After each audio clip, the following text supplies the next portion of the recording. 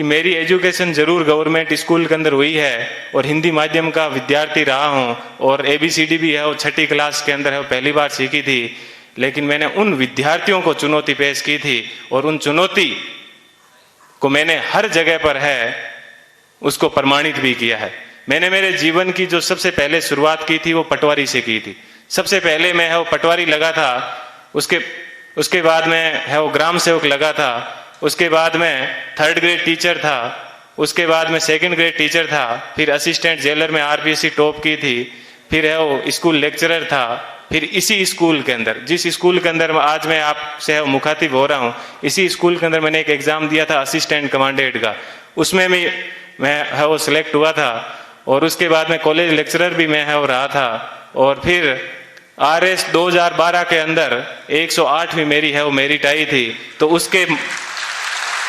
मैं वर्तमान में है वो राजस्थान तहसीलदार सेवा के अंदर हूँ और वहां पर भी मैं एक आपको बात बताऊंगा। देखिए ईश्वर अपने से क्या चाहता है, कब चाहता है कि अपने को जीवन में कभी भी उदास नहीं होना चाहिए।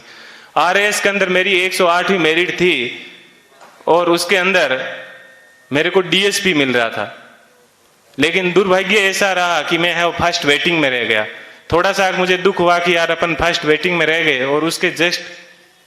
1 महीने के बाद में है वो IAS का एग्जाम था दिसंबर के अंदर। 4-5 दिन दुखी रहा, लेकिन मैंने कैसे ही अपने आप को मैनेज किया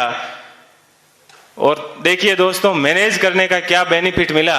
कि जो DSP बनना था वो D आगे से हट गया और मैं SP बन गया। बात यह है कि अपन जीवन के अंदर चाहते क्या है, अपन अपने आप को कितना डिवोट कर पाते हैं। तो आज मुझे है वो IAS के अंदर 170वीं मेरिट है वो मिली और मैं जनरल कैटेगरी से है वो बिलोंग करता हूं, तो मुझे IPS मिला। मैं यहां पर रुका नहीं हूं, मैं वापस तैयारी कर रहा हूं और इस बार मुझे आशा है कि हिंदी माध्यम के अंदर IAS में किसी की अभी तक फर्स्ट मेरिट नहीं आई है और मेरी ये पूरी की तमन्ना है कि कम से कम मैं यहाँ उस स्थान तक है वो पहुंचूं। कि जीवन आपको सिर्फ कहा जाता है कि 84 लाख योनियों के बाद में एक बार आदमी को जीवन मिलता है, तो बहुत ही शानदार आप लोगों को है वो जीवन मिला है। इस जीवन को आप एंजॉय कीजिए, कभी भी घमंड मत कीजिए, चाहे आप जीवन में कुछ भी बन जाओ, हमेशा बेहतरीन रहिए। और आप लोगों से मैं आशा करता हूं कि अगले साल जब प्रोग्राम होगा तो आप सब लोग हैं वो यहाँ पर आने का मौका मिले। थोड़ी सी देर पहले मैं देख रहा था कि मालाएं कम पड़ रही थी, तो अगले साल इतनी संख्या माना कि सब मालाएं कम पड़ जाए,